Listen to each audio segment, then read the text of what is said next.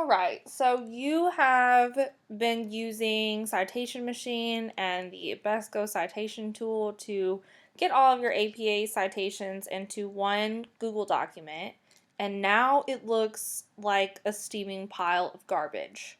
So what you need to do is format your references. Just as a heads up, my references are going to be formatted according to the APA style. If you need to format your references according to a different style, check out the Purdue Online Writing Lab, and that will be able to help you. Also, if you have any questions about APA style basics, the Purdue Lab is a great place to go. There is a link in the description of this video that'll get you to that. But if you are writing the senior paper for my class, we are using APA style, and this is how you do it. The first thing you need to do is add a title to this page. So you just, on the very first line of the page, center align it, and in 12 point Times New Roman font, 12 point Times New Roman font, you are going to type with a capital R, references. I hope that I spelled that right. References. Okay, it's highlighted now in this ugly highlighted color from Citation Machine.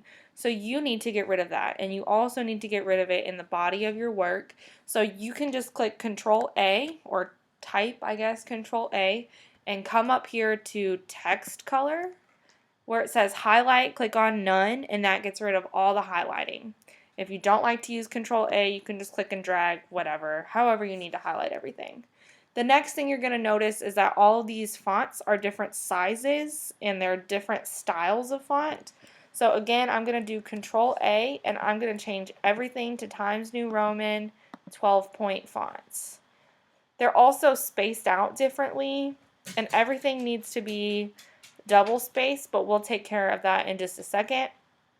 You're going to notice that there are these bullet points in the middle. APA says no, no, no, so you just need to get rid of all the bulleted points, and the rest of this looks like we're ready to go. So get rid of all of the extra spaces in between everything, and make sure that it is all left aligned.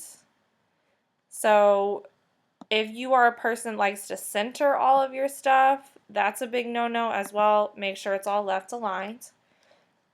Then, like I said, you're just going to go through and get rid of all of the extra spaces between everything. And, whoops. Okay, that looks fine. Now we have some that are single spaced and some that are double spaced. For APA, everything needs to be double spaced. So now that we're looking at this, it's not quite as ugly to look at, but it's also really, really hard to tell which references belong to which, and it just looks like a blob of text. The other thing is APA requires something called a hanging citation, or a hanging indent. So the way that you do a hanging indent is you come up here to the top with the ruler and you grab the left indent thing, grab the little triangle guy, and drag it over to 0.5.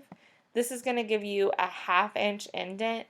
Then you grab the top rectangle guy and you drag him back out to the margin, the 1 inch margin, so it'll say 0 at the top. And that's how you create your hanging indent.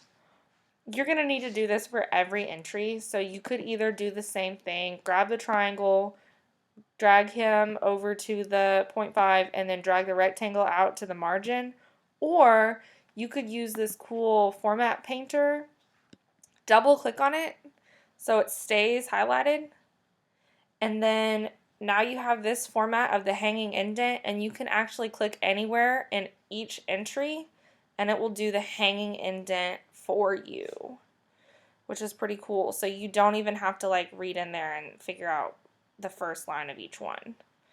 And that's it. Oh, the other thing that you need to do, haha, you thought it was over. It's not. Unclick on the format painter. Now everything needs to be in alphabetical order by author name. Most of your entries should have an author,